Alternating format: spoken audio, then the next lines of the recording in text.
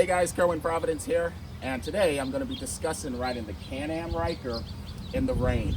But first, let's go over the camera setup used on this bike.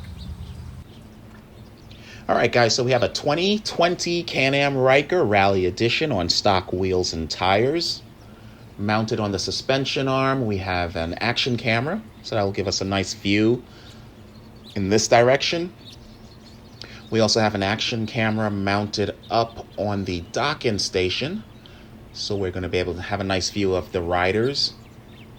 And then as we continue down to the back, coming off of this extension pole, we have a 360-degree camera that should just give us a nice all-around view as to what's going on as we ride in the rain.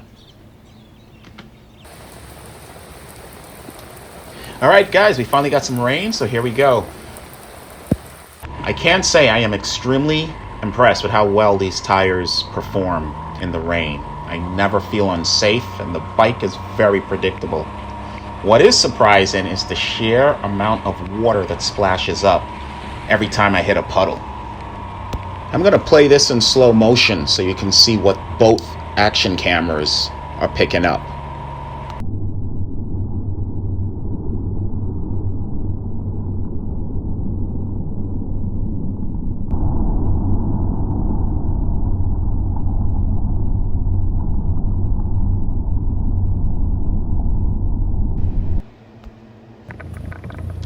Okay guys, so this is the view from the 360-degree camera. I'm going to freeze frame right here. And look at that spray pattern coming off on the right side. If you were a pedestrian and you were maybe driving in a city or something like that, that person is totally wet. Here's the taillights, and you can see how high that spray pattern coming off of that front fender is.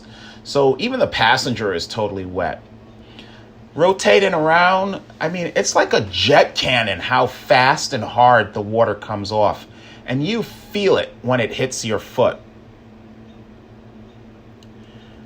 So we're gonna fast forward here a little bit, and we're gonna zoom in on this fender, and I'm gonna take a close-up look and tell you what I think is happening, why these fenders are actually making you more wet than I personally think you should be.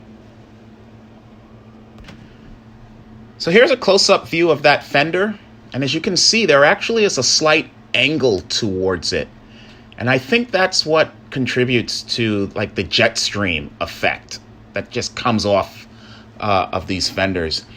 Now this part of the fender, that flat part, I think is meant to keep the water and the mud down. But in reality, what happens is the water comes off, hits that body panel, and then just shoots straight up into, if you're wearing an open face helmet, bam, it goes right up that helmet. So between that angle and the flat surface that hits the body panel, I think it contributes to you just getting more wet than you actually need to. All right, so here it is, guys. Full Frog Tog rain gear. Absolutely useless on a Can-Am Ryker in the rain. You will be wet from head to your soggy shoes. Check this out, because I could feel it draining down inside. Look at that. Full wetness right down to my socks. All right, guys, let me know if you learned anything new about riding the Ryker, and also what your experiences are riding in the rain. I left a link in the description about riding in snow. In either case, I hope to see you in the next video.